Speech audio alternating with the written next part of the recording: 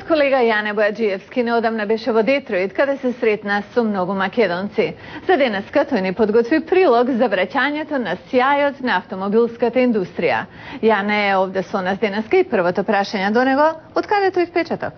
Како што рече Лилица, од многуте средби кои ги има во Детройт.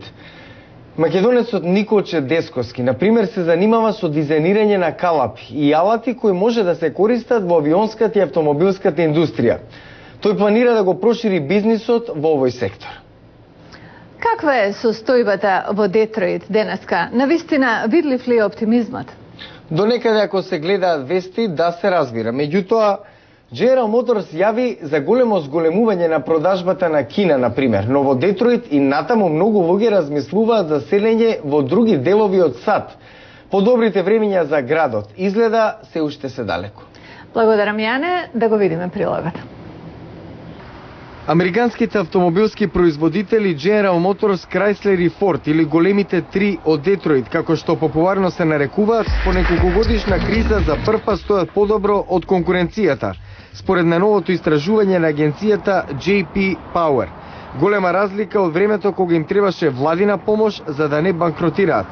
Најзабележителен исчекор направил Ford. Оттаму, председателот Обама во август најави дека владата со кредитни гаранции ќе помогне на компанијата да извезе повеќе од 200.000 автомобили.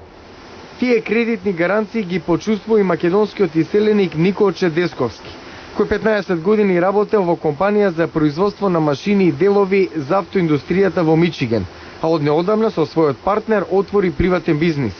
Се надеваат дека ќе работат профитабилно и во вакви економски времиња. Се занимаваат со дизајнирање на калапи и алати. Моментално се прави осовина. Поточно таа осовина што оди под тркалата на авионот.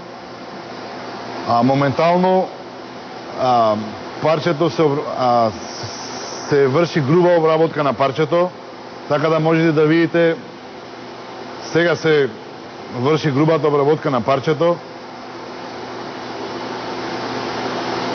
А оваа машина,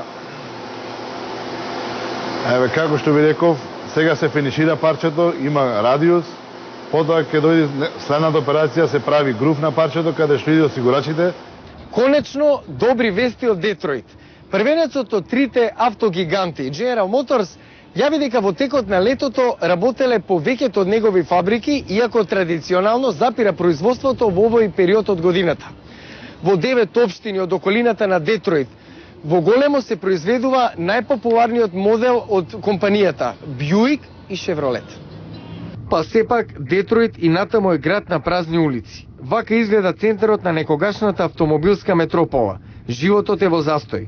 Многу бизниси кои беа поврзани со автомобилскиот сектор се селат во други делови од САД, најчесто во Средниот Запад. Ке треба доста време градот да се врати на некогашниот сјај на почетокот на 70-тите.